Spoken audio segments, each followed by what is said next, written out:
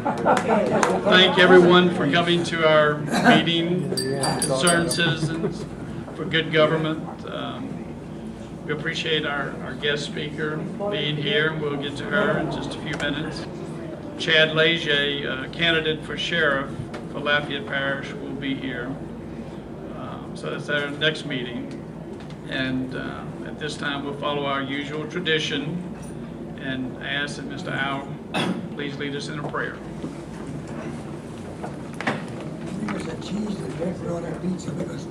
Okay. Okay.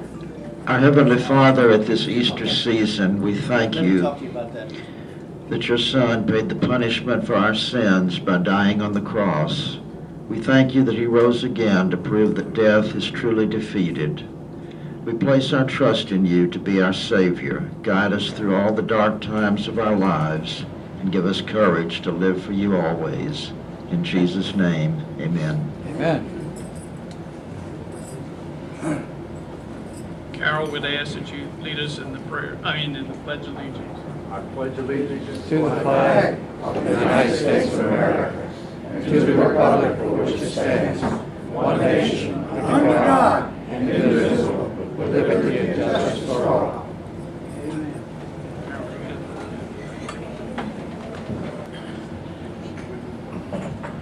Good evening, members and guests.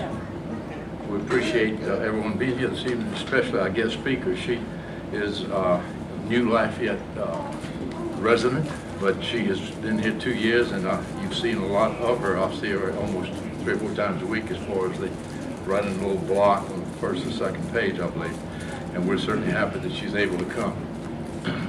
Her name is, and I'm going to pronounce this incorrectly, I'm sure, Judi Terzotis. Okay, that's very close. Judi was named president and publisher of the Daily Advertiser in Lafayette, as well as a regional president for the Garnet, Louisiana in 2015. Prior, she served as a president and publisher of the Color Adorn of Fort Collins Company for 2 years. She is responsible for 5 properties in Louisiana and Fort Collins Company. Judi has spent the majority of her career with Garnet Company for 23 years, holding various positions in sales consultant, advertising director, general manager, and publisher. She was recognized by Garnet as the finalist for the 2012 Manager of the Year Award. Judi is an Army brat and attended 11 different schools growing up. She is a graduate of University of Tennessee at Knoxville with a degree in communication. In each market, she has been very active in the community and serving on various boards of directors, as well as serving as a facilitator at the prestigious American Press Institute in Washington, D.C. She serves on the United Way of Acadiana Board of Directors. Her publication have won numerous awards from the Colorado, Georgia, Mississippi, and Tennessee Press Association. Her grandfather was the longtime editor of the Dominion News of Morgantown, West Virginia. Her husband, Bob, a senior vice president of Mather Economics in Atlanta, just as one son and a first lieutenant. And he's a Black Hawk pilot in the U.S. Army National Guard, stationed in Hammond, Louisiana. And 2 stepchildren, who she resides in North Carolina. She enjoys running, boating, shopping, and traveling, and I think I've heard through the grapevine she loves Cajun food. Just a little. Thank you for being with us. Thank you. Sure. Good evening. Thank you so much for having me here tonight. Carol said wanted me to talk about our 150th anniversary, but I want to kind of back up and give a little bit more. You heard a lot about my background. My son is a graduate of LSU. We were in Nashville at the time. He started looking at all the southeastern schools and where he wanted to go to college, and I think we visited 9 or 10. And when he said he wanted to go look at LSU, my husband said, you know, you can make that 9.5-hour trip with him. It'll be good bonding for you and Trey. You go on down to Baton Rouge. And we did, and it was a wonderful trip, but I will tell you, he literally walked on the campus and he lit up. And I just thought, okay, this is where he's going to go to college, and he did, and just fell in love with Louisiana, and he became really, I think, the biggest cheerleader for this state. I heard a lot about Lafayette from him. He had lots of friends that lived here. In fact, he used to say the prettiest women come from Lafayette. And that's where Miss America goes to red shirt, is what he told me. But so unique culture. He is a with the National Guard and a Black Hawk pilot in Hammond. So we're very proud of him for giving back to his country. He lives in New Orleans, and I don't think we'll ever get him out of Louisiana. So I am thrilled to be here and feel very fortunate to be in this great state. When the company asked me to come to Louisiana, I first went to Shreveport, and I lived there for 6 months and started to look at the different properties that we have here and realized that South Louisiana was really the place that I think we have the most potential and really fit my husband and I think it's a community that we immediately related to. So I brought my region to Lafayette, and I'm really, really glad to be here. My husband and I have just loved living here. I was telling some of you beforehand, actually Lafayette's a lot like Fort Collins, Colorado. I know that sounds strange, but it's about the same size town.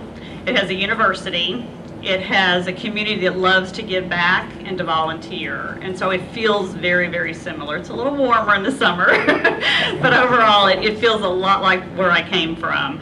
I do love to give back. I think it's part of our mission. We are 150 years old, and we're the longest operating business in Lafayette Parish. And not a lot of businesses get to be 50, let alone 100, let alone 150. So we have really evolved, particularly over the last 10 years. I've been in Louisiana about 2 years now, and I will tell you that I don't think we were, when I arrived, when I read the publications, we weren't doing this fine community justice, and I just felt like we were falling short. Our coverage was hit or miss. Some days it was pretty darn good, but other days it was lackluster.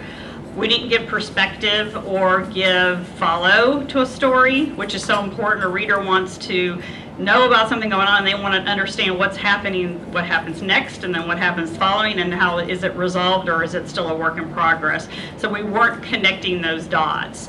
So we have worked really hard over the last year and a half to take our content plan and build it from the ground up and make for sure that we're really tied into what's relevant to each and every one of you. I fully understand we're not there yet. It is an ongoing progress, and we'll continue to raise the bar. But I hope you've seen some improvement in our coverage. We've also relaunched our print publication. It has a brand new look, as well as our digital platforms. So I'm here to I want to hear from you and hear what's on your mind, answer questions about how we make decisions on news coverage. Tell me, I have very thick skin, I've left my cards in the back, that if there's something that either tonight you would like to bring up or in the future, I'm a phone call or email away. But our mission is to make sure that we're accurately reflecting this vibrant community. And so that's what we set out to do. We have 171 employees. And I take that very seriously because 171 families sit on my shoulders every day as president of the company. And I want to make sure that we continue to evolve and grow and be here for another 150 years. So the people that we have right now working for the Daily Advertiser, I have a motto, and it's 2 feet in or 2 feet out. And I talk to my staff, if you don't have 2 feet in, I really need for you to get 2 feet out. Because if you have 1 foot in and 1 foot out, you're affecting and you're jeopardizing all the other families in our organization. So I have a very strong, committed staff, and I'm very proud of the work they do.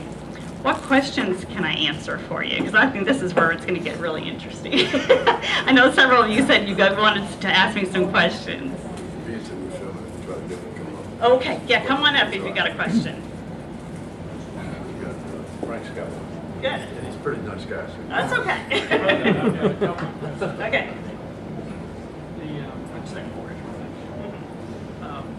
I was reading in the Wall Street Journal that Gannett, Microphone, please. I was reading in the Wall Street Journal the other day that Gannett is in the process of perhaps dividing up the company, and I was wondering what parts would be divided up and how that would impact the Daily Advertiser. Thank you for that question. We are going through with what's called a spin in our business, where we're taking our publishing properties. We have 86 daily newspapers and about 470 non-daily newspapers. And I think to count of like 250 magazines. So anything that we're publishing, we're spinning it off from broadcast. And other companies have done this. In fact, Tribune recently did a spin. We're doing it primarily for two reasons. First, to take and leverage those broadcast assets, but more importantly, to our side of the business, the publishing side, we'll spin off without any debt. So where in the past, we bought Belo about a year ago, and a considerable amount of debt went into the company. That will go with broadcast. So we are now looking actively, and I am privy to working on some acquisitions right now, that the company will acquire other properties in other markets. So it puts us in a really good position, and I'm excited about it. I mean, it's a place that it's pretty rare you get to reinvent yourself and relaunch a company, and we're able to do that. So our spin should be complete the first part of July. Local impact, really, and I have my wish list of properties and markets in this general vicinity that I would love for us to acquire.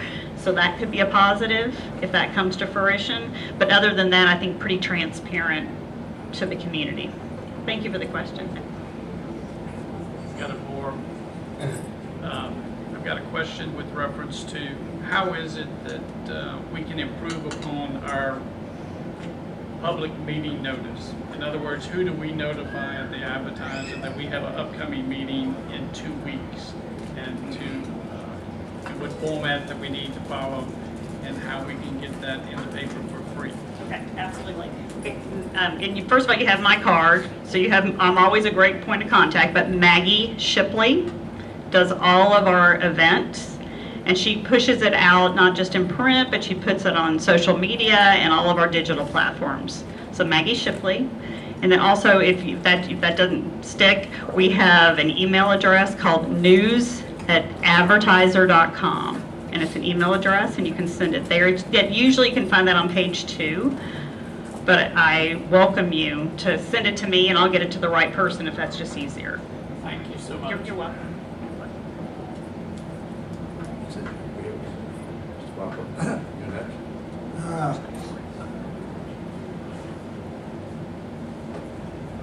Judy Bablo. I'm the Senior Vice Commander of American Legion, Post 69. I want to recognize John Rougeau back here, our adjutant, who's here for the meeting. And Judy, I want to thank you, but first I need to ask you something. Have you been here long enough to know how many O's there are in Boudin? You know, huh? You know for sure? I think there's just one. Oh, okay. All right. But on behalf of all the veterans in South Louisiana, I want to thank the Daily Advertiser, Judy and her staff, because we've been fighting a battle for 5.5 years to get the clinic built here in Lafayette for veterans, to keep them from having to drive to North Louisiana to get their treatments. The Daily Advertiser has been fair in every way. They've given us advertising space. They've given us a column in there that tells what events are coming up for veterans over there. And that's something that's of tremendous value to the veterans, because without that kind of publicity, the general public will not know what our problems are and what we need. So thank you, Judy. Okay, my dear. All right. Now.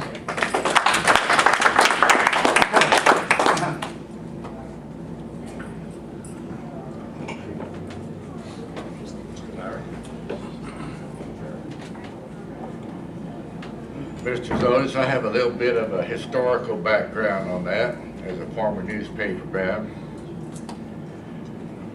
The Advertiser is a cadet tool. We are a red state, and you also support Barry Landrieu, you support Barack Obama, you support Obamacare, you vigorously take a bias and standard for Common Core, and there's a lot of groups in this area that are not getting any response from you. We have Rotarians, Civitans, militia, educators, several different groups here in this area, and y'all just totally ignore them. I wish we could say that it's been a healthy relationship, but more or less, you're trying to convert this over into a blue community, and we're a red state. And it's a strong bias. You did not look into, well, it's not your fault, into the current resident of the White House before he went into elections. That's a stain on journalism forever. I don't have any major questions other than, in fact, just a brief historical review of it. And it's nice to have you here. And since you said you were an Army brat, y'all completely ignored the deployment of the 256. That's our home unit. You didn't tell us they'd arrived safely. You didn't tell us where they were deployed. You didn't tell us what they needed. The Acadiana Republican Women Group, they went and found out what they needed. They shipped cases over there of supplies that they needed. Y'all ignored that. Never got to the paper. There was a recent action taken out in Scott to provide supplies to our troops and to the Veterans Hospital over in Jennings. That was completely ignored. They passed out circulars, handbills. They went to individual stores. They asked for donations. They got a huge donation to it and spread it onto it. And where's the advertiser? Well, we don't handle that, apparently. So, for some reason or another, you just want to run your own little bias in this community, and you're not making any friends. Thank you for being here, Bob. Yeah, absolutely. Okay. I appreciate you actually saying what's on your mind, and it helps me. I can't fix something unless I know about it. I am an Army brat, and that pains me to hear that we aren't covering the military like we should. A lot of times we don't know about things. I'm not saying in this instance we didn't, we may have known about it, but sometimes people assume we know about events, and that's why my email, if you've got something you feel like is worthy of coverage, I really want to hear from you. Because we want to represent, we strive not to be red or blue. I have my own personal feelings that are probably pretty close to yours, but my editorial board is a group of community involvement. We have 5 community folks on our editorial board, as well as 3 local folks from my staff, and they made the decision on the endorsements. That's a controversial thing, doing endorsements, because you're not going to make everybody happy. What we try to do is take all the information from the candidates, we meet face to face with them, and have a spirited debate about who's the best for our community. We're not going to get it right all the time, but that's our process. It's not that we just sit in a room and make a decision. I will say in the Senate race, Mary Landry was the only one that came to talk to us after repeated invitations from other candidates. So Cassidy chose not to speak to any media, not just us. So that weighed into some of our decision. But it's one that we take very, very serious. We make completely local decisions here. That falls on my shoulders. No one in Gannett is telling me to write anything, and they never have. I've been with the company for 24 years. So I just hope that you'll give me a chance, and if you'll send me a note and say that you're interested in something, we'll do our best to follow up on it. I think you got the school board endorsements correct. Well, thank you. But no, any things like that, I can't make it better unless I know about it. So I appreciate you being forthright. Other questions? Yeah, come on in. Nice to see you. Judy, thank you for coming. I'm Jim Reeves. I have a suggestion that used to appear in the Advertiser, which we all love. And one of your predecessors, I think it may have been Richard Darkan, years ago, every Saturday, the Advertiser had a column on the left side of the front page called Action Corner. And Action Corner addressed some of the questions that would come up of immediate concern to the citizens of Lafayette. And I think most people could hardly wait until Saturday to read that column because it was so interesting. Some of the questions I'm sure were difficult to answer because that's what made it so interesting. But I would suggest you consider that again. Action Corner, left side of the front page with a red outline or something like that. Anyway, just a suggestion. Awesome. Thank you. Great suggestion.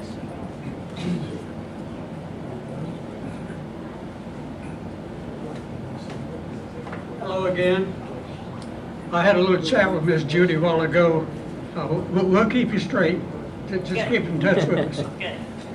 I proved a point by asking her a question that she wasn't familiar with, because here's the point.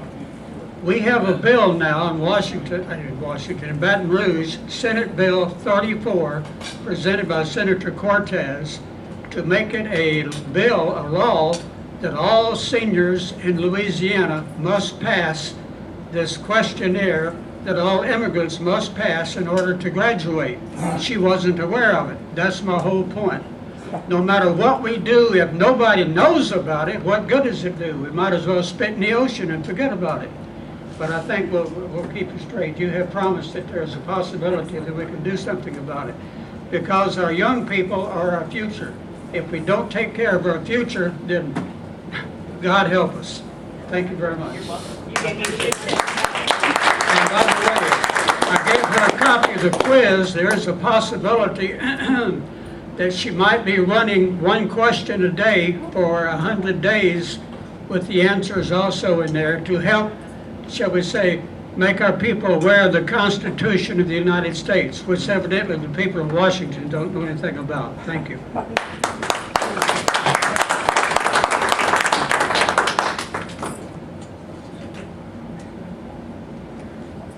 John Russo.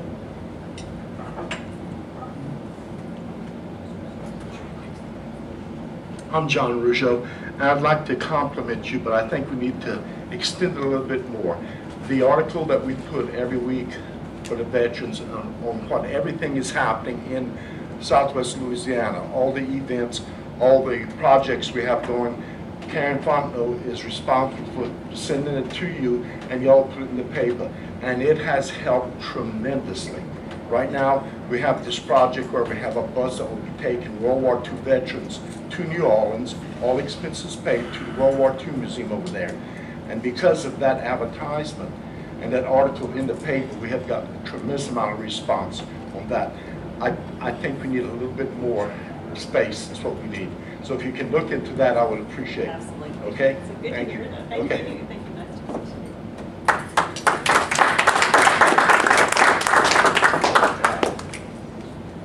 you. Judy, we have various interests in our committee and in our organization. I thank you for the endorsement of Mary Landrieu, because it raises the issue of what's going on with reference to the election and what points, whether you agree with it or you don't agree with it, and then you have a choice. So we thank the Advertiser for allowing us at least to opportunity to be educated with reference to making our vote. Thank you. Thank you. Thank you very much.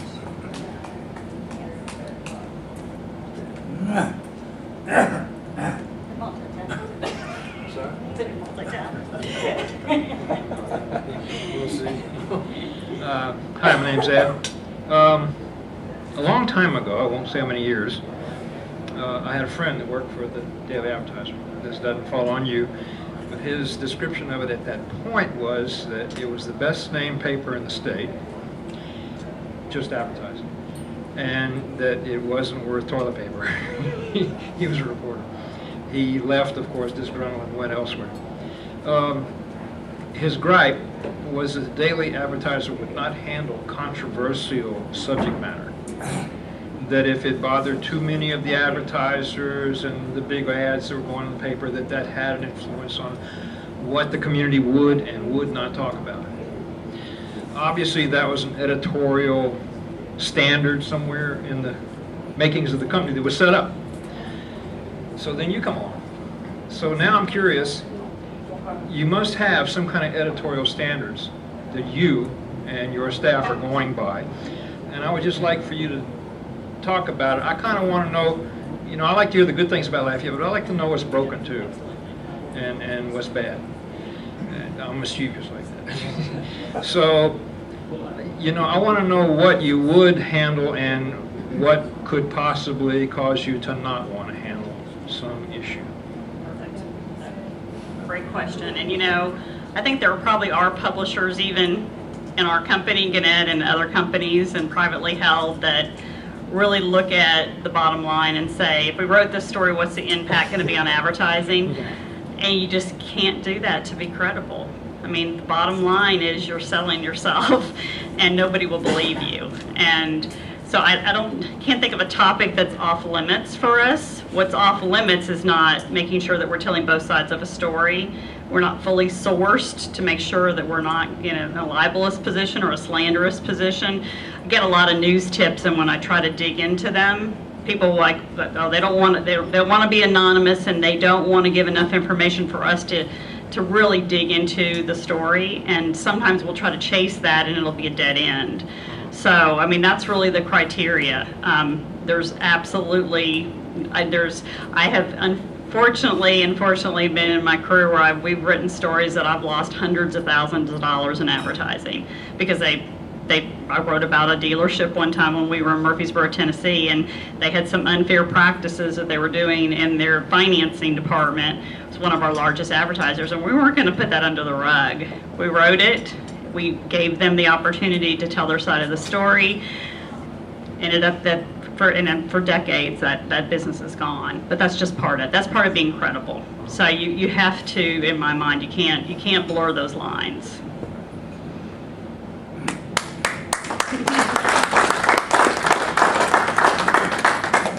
Judy, over the time, the advertiser has a lot of great employees. But one who is emerging now within months, the stories he's having, the details he having, Ken Stickney is doing a tremendous job. Thank you. Thank you. Yeah, Ken Stickney, if you haven't met him or haven't read his work, he's a phenomenal journalist. He's extremely fair. He's very accessible. I mean, he's really the model, and we'll put on every hat. Right now, he's running our editorial board, and he's our oil and gas reporter. But he knew that he had the experience and that we needed the help, and he raised his hand. And that's what I was talking about earlier about 2 feet in or 2 feet out. That's the kind of people we have now, and I treat the Daily Advertiser as if it was my own business every day. I wake up and I go in with that kind of commitment, and I feel like the people that I have alongside are trying to do the same thing. So thank you for that.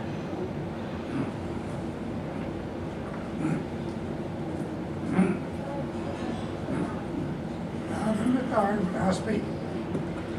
I'm also a fan of Ken Stickney, and another reporter I really like is Claire Taylor. She's an excellent reporter. Like Dr. Rees, I remember Action Corner. It was a column that was extremely informative to people. That was the first thing to go when Gannett took over the paper. Another thing we lost is the annual cookbook. That was an event the whole community looked forward to. We had people submit recipes that were judged by experts, including Michael Easy, who founded this restaurant. We've lost that. Now it appears we've lost the Sunday newspaper supplement, U.S. Weekly. Is that correct? That's actually stopped publishing. Is there any possibility of getting maybe a parade? Okay. Thank you. Yeah, those events are, it's what old is new again. We were actually in a meeting about a month ago talking about that recipe book and the event, and we have a new food and culture reporter, Megan Wyatt. She was our UL reporter, and she was talking about how do we bring that event back. So it may be here sooner than, but we're trying to do a lot of nuggets. If you look into print product, we're bringing back some of our standing features, and I'm definitely going to look into the action one because I think that sounds really interesting. I love the idea of having ongoing education. We're running the Cajun word of the day. I don't know if you've noticed that, but that's just to educate so many new people that are in the market that want to learn the language. So keep bringing those ideas, particularly if you really like it and miss it, keep bringing it to our attention. Thank you. I was going to say that word of the day is good. I don't read the Daily Advertiser. But maybe we'll see. The paper I get in Alabama, where I live, always has a question of the day or a "Did you do this?" And people call in, and the next day they run a pie chart. Said 75% said yes, 50%, 25% said no. It might be, "Did you vote yesterday?" What do you think about the community downtown progress or the park that's being, little things like that of action that was going on? It kind of gave the paper, the editorials, a way to address things later in the week. Nice. I love those surveys. I'm always curious on what people. Don't mean to hog you, but you're attractive enough. It's not hogging. One of the things that I look forward to that we no longer have, and it doesn't seem like it'd be much trouble, is the community calendar. How many of you enjoyed the community calendar? Okay, what's the possibility of getting it back? I was told, since you have been here, that it only ran whenever you had the space for it. But evidently you haven't had much space for it lately, because it's something that I look for. How else are we supposed to know? You don't want us to turn to TV, do you? Right. Okay. Yeah, thank you. Thank you. In fact, we're relaunching, that's Maggie Shipley's job, is to relaunch all of our calendars. And so I will mention that to her when I see her tomorrow. But I promise.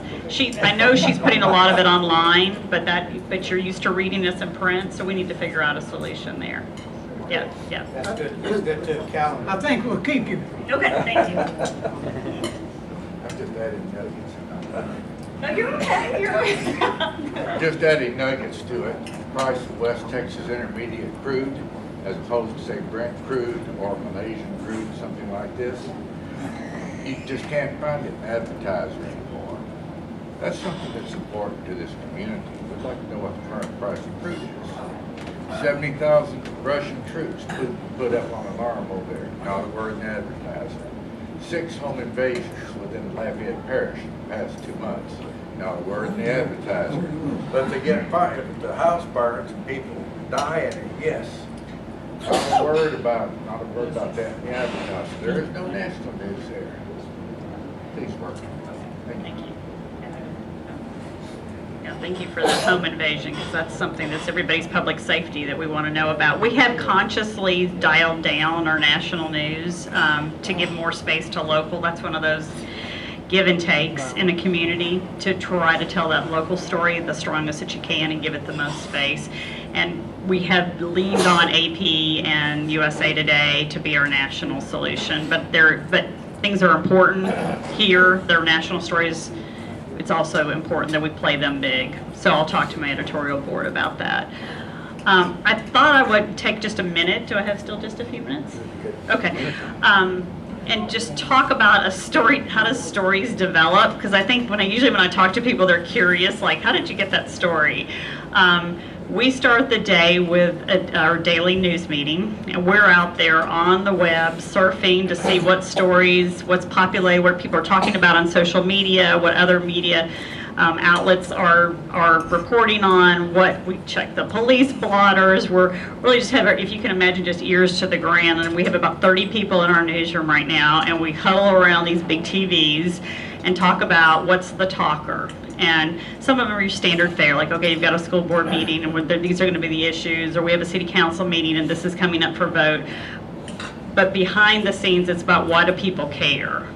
So the questions we are always asking is, why would anybody care about that story?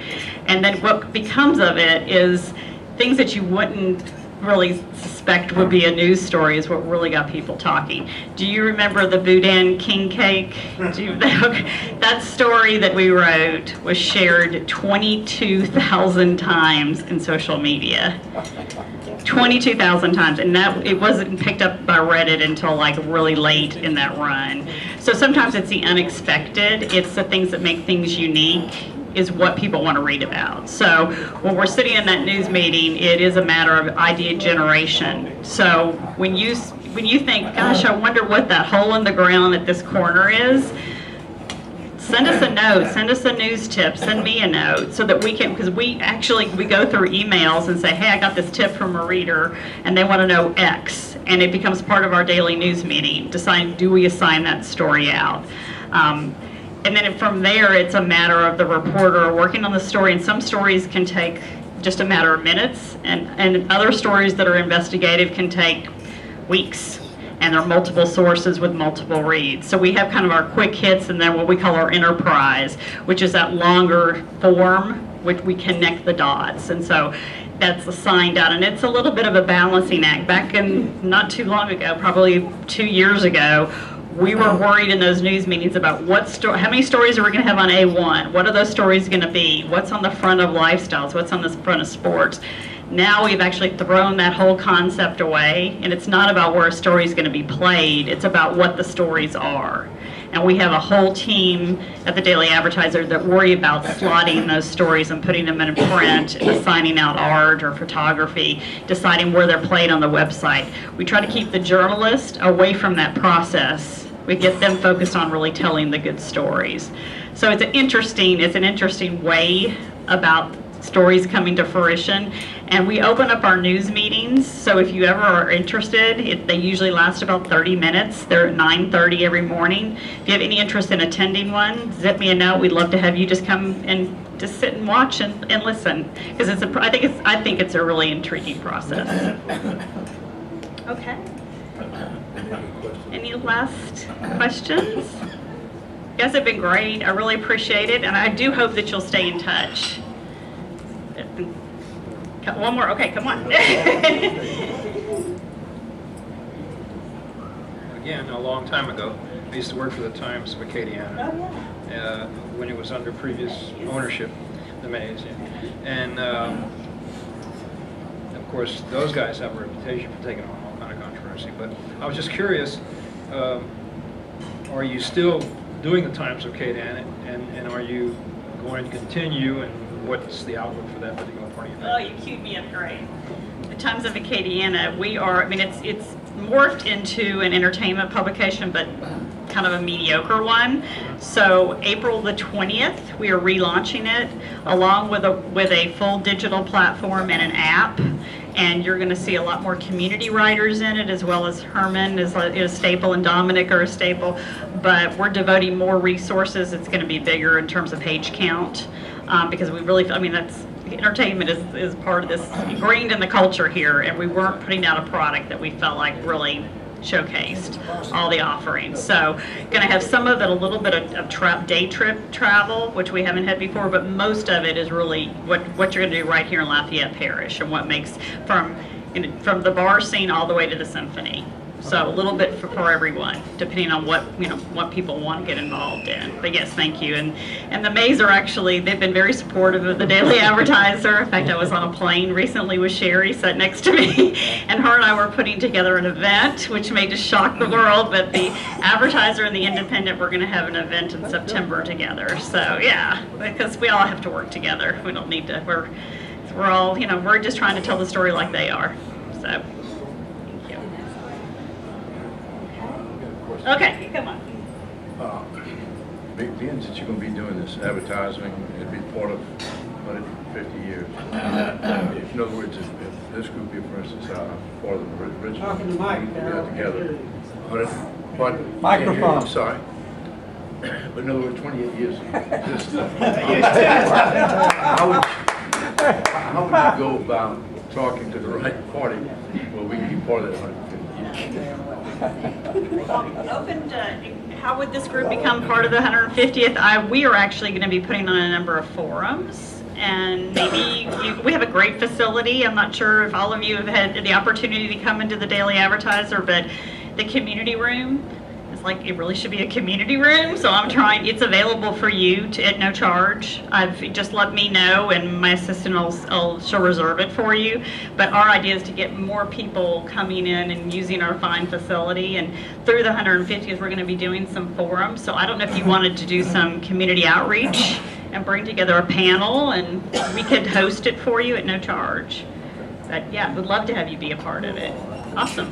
Awesome. Good. Yeah, thanks for bringing that up. Yeah.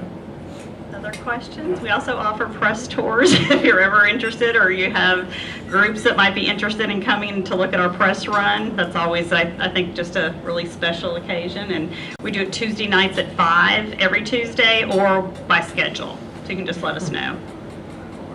Okay. All right. Well, thank you all. I appreciate it.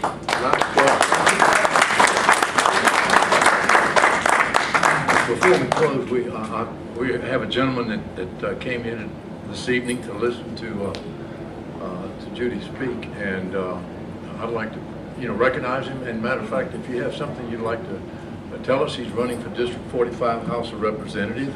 I think there are 2 other people besides him, and then we'll get those people here eventually as well. But Mr. Couson, would you like to come up and give us a couple words? Sure. I wasn't planning to speak, but I'm always prepared. It's a good idea. Thank you, Judy, for coming. I do read your newspaper. I read all the newspapers, and I try to read as much news aggregation as I can as well. Since I was up here, I would ask if you have one more opportunity. But how has the local competition, without speaking directly to the competitors, how has local competition affected the way you present your news, the stories, and basically your editorial approach? That was one question I had, because seeing all the other news, I know that they're very active. They are. I call the Advocate my frenemy, because Dan Shea, the COO, is actually a good friend of mine, and we serve on the LPA, the Louisiana Press Association board together, and I'm trying to get him to donate a little bit more money to Lafayette. If he's going to be here, he better spend some more money in the community. But seriously, competition only makes you stronger, and we have, it makes you step up your game.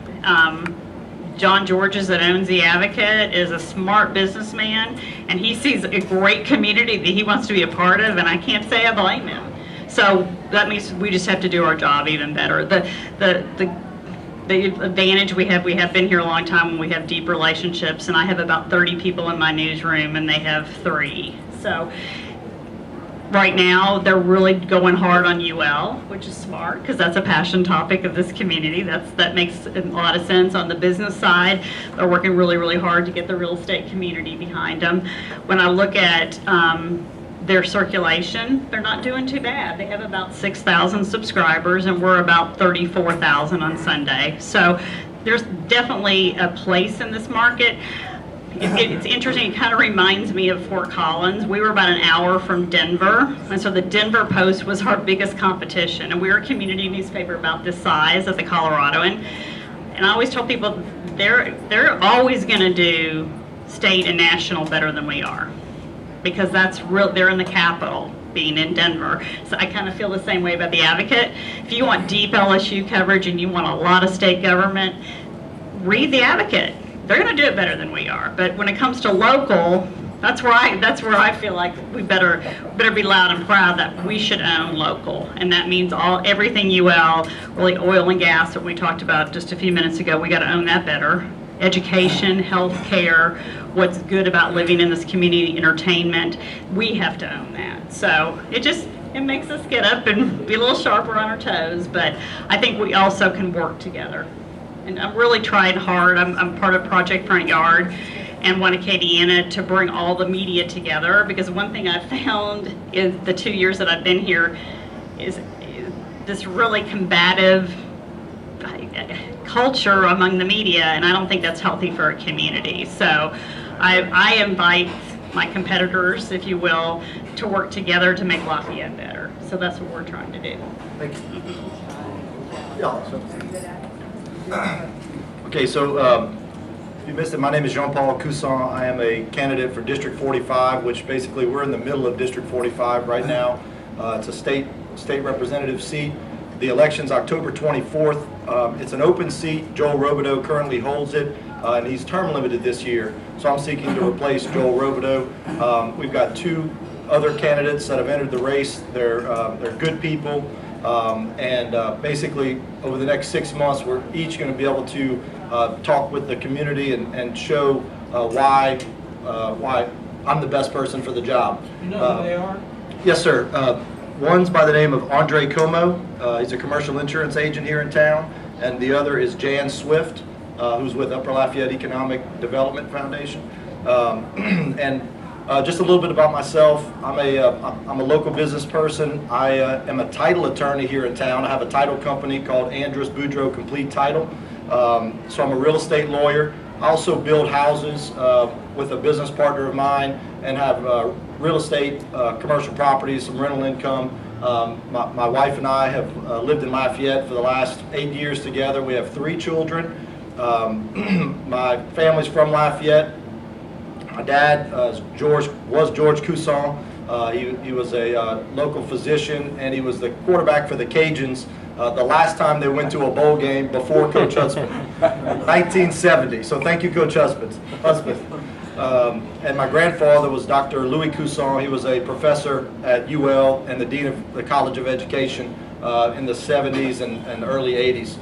So I have a rich history, and I'm proud to be from Lafayette. I grew up here in the district, and I'm going to take, basically my business credentials, my conservative philosophy, and my experience, and basically I'll put it up against my other opponents, and hope all of you will consider looking at me closely, and I'll be happy to answer questions now or in the future. I know I'll probably be back. Justin Santani and I are friends. We're actually right around the same age, and coincidentally his wife is my campaign manager. She's a fantastic person. She and I grew up together, and when you work with somebody, you really want people that you trust, whether in business, in your family, and so she's been somebody that I've trusted for over 20 years, so she was a perfect fit to help me guide me through this process. So with that, if anybody has any questions, I'll be happy to answer. Otherwise, invite me back and I'll spend more time in front of the mic. Can you make a roux? I can make a roux. I have placed second place in the seafood gumbo competition. So the last time I entered, I went in with a chicken and sausage, and I didn't win that one, but I'm going for it again this year. This is the Real Estate Association cook-off every year, which is in October, raises money for the RAA, which usually gives it to other nonprofits. So I can make a roux, but my kids prefer spaghetti. So what can you say? All right, thank you.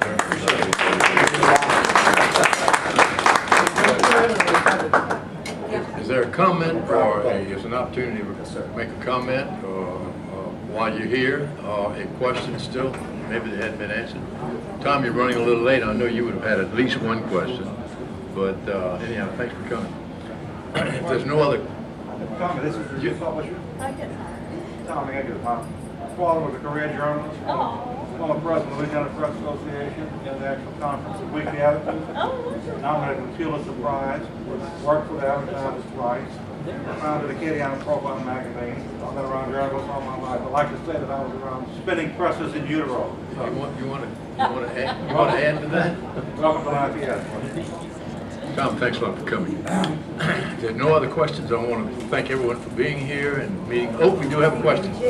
Oh, it's one announcement. Excuse me, Marlene, I'm very sorry. But Marlene has dealt with a lot of real estate people and sold real estate. She always had something to give them as they came to their new home, and that was a recipe of some kind. And so she's got all these recipes that she's been holding, and she's got them in a big box at the table there, and she asked me to please announce that. So if there's anyone that's looking for something special for a special person, she's got it in that box. We appreciate you very much. I'm no longer in real estate, but love recipes. We have two. I just wanted to bring up that you'll have a new superintendent of public schools in the next 6 weeks or so. Next week? Next 6 weeks or so. Oh, next 6 weeks. Okay, all So if right. you have an open Monday in May or June, Okay. perhaps you'd like to invite your Fantastic. superintendent to come speak. All right, we appreciate that very much. Thanks a lot, Justin. Okay, we appreciate that. And Marlene, was there something else you wanted to add to that? No. I just wanted to say I'm not advertising as being a realtor, because many moons ago I was a realtor, but these are recipes that I had at the time, and you all are welcome to take some of each. We appreciate it, Marlene. Thank you very much. Mr. Green? This coming Saturday morning, our Constitution class continues at Thomas Park Recreation Center at 10 a.m. Good item for calendar. And this Saturday, we're going to have John Rogers, one of the sheriff candidates. He is the current risk management agent for the Sheriff's Department. And the next 3 meetings that we're having, we'll be having all 3 of the sheriff candidates. So if you have any questions for the sheriff candidates, come out starting this Saturday morning, 10 a.m. And we're going to give you a copy of one of the greatest little books that you've ever seen in your life, the Citizen's Rule Book, which contains the Constitution, the Declaration of Independence, and it's a lot of information that you really need. Also, the Bill of Rights. We'll give you one of these if you just get off the duff and come on out. That's this Saturday morning, and come out and listen to John Rogers, the candidate for sheriff. We're not endorsing it, we're just saying that we'll give you an opportunity to chat with him. Thank you very much.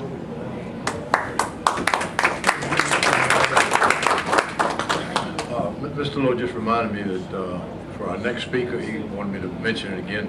Frank already did a good job of doing that, but I'll just reiterate and just let you know again that speaking of sheriff's candidates, we're having a sheriff candidate 2 weeks from now. From this evening will be the 20th, and that's Chad Leger. He's a city policeman for Scott. So we're going to have all of them come to the ones that want to come, to sort of give them an opportunity to come up and talk about their candidacy. And we want to thank everyone again for being here, and looking forward to 2 weeks from now, and thank you for a great evening. Thank you.